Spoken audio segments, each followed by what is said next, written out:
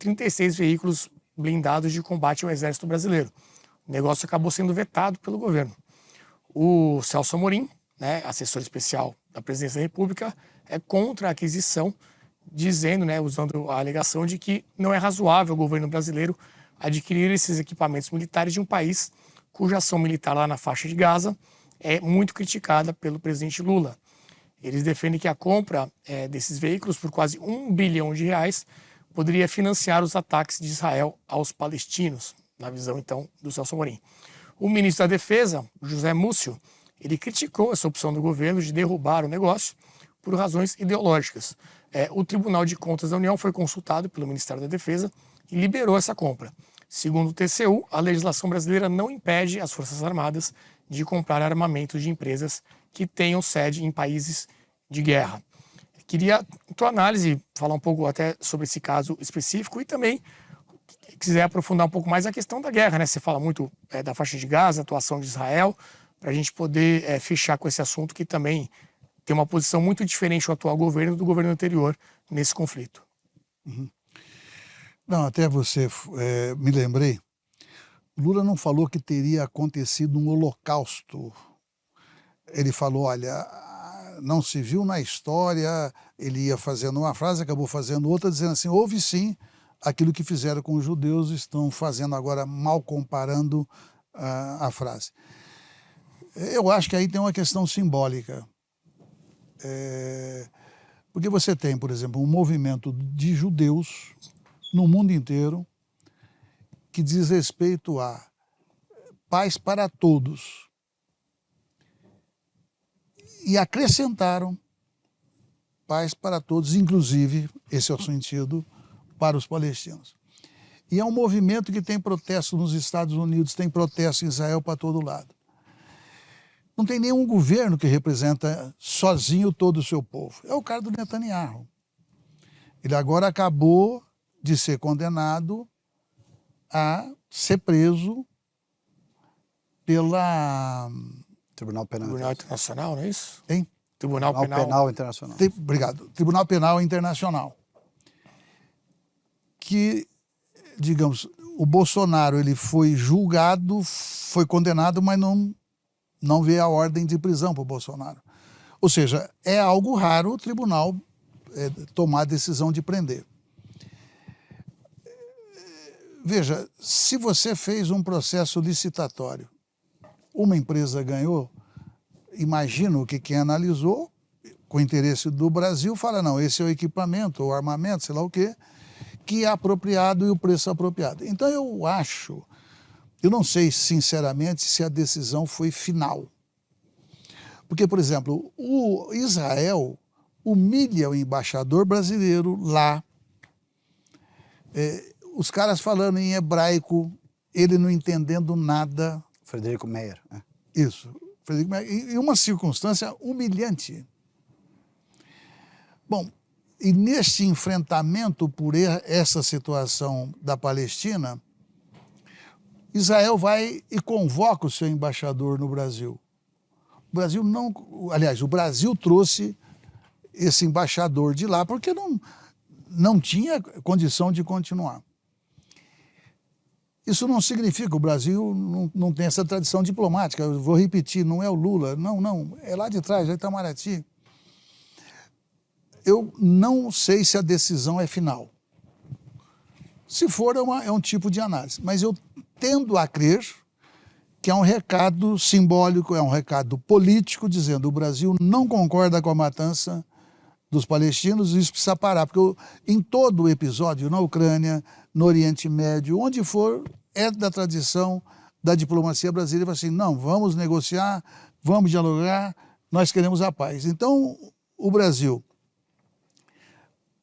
O Bolsonaro, na questão Rússia e Ucrânia, o que não era o seu perfil, ele vai lá fertilizante lá. Foi lá na Rússia, ficou numa sala, porque não estava vacinado, muito bem tratado, claro, e ele então justificou a sua atitude, digamos, de de não condenar a Rússia por causa do fertilizante.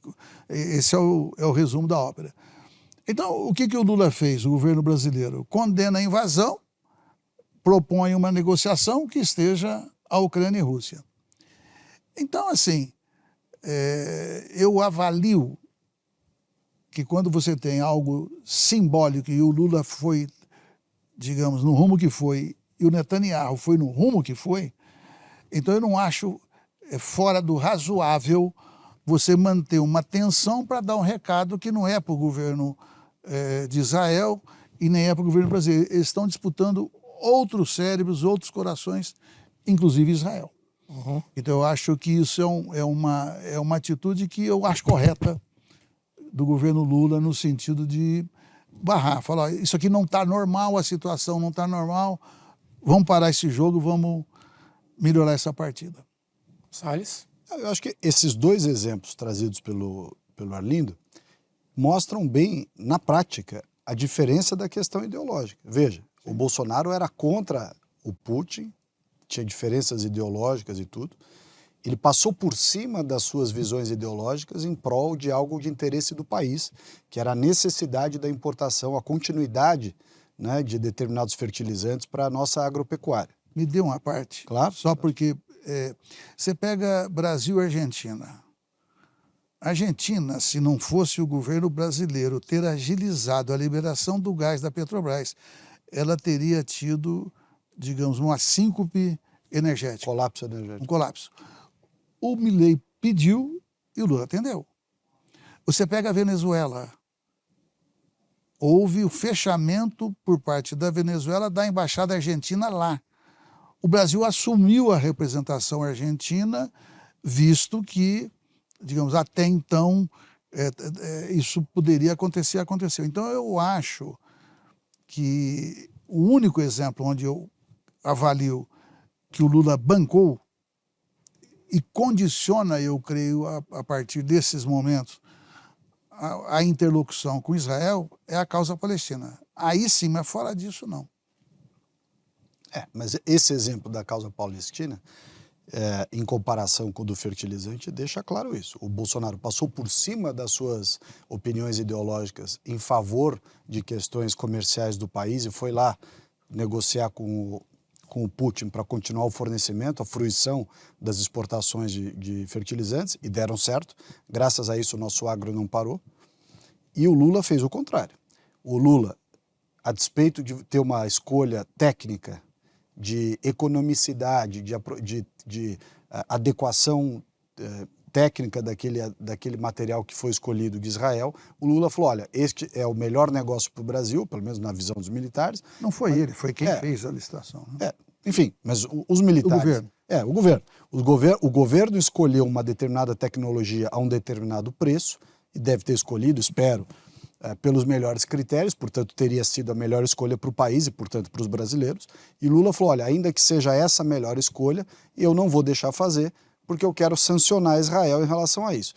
Mas isso não é incomum. O Bolsonaro, na minha visão, o Bolsonaro fez pior. Que é, por questão ideológica, ele apoiou tudo aquilo que o Estado de Israel fez. Não é o povo judeu, o Estado de Israel. Eu acho isso muito mais grave, porque você nunca viu ninguém defender, eu não consigo defender, acho que foi um erro político grave. A leitura internacional é que o Netanyahu estava para cair.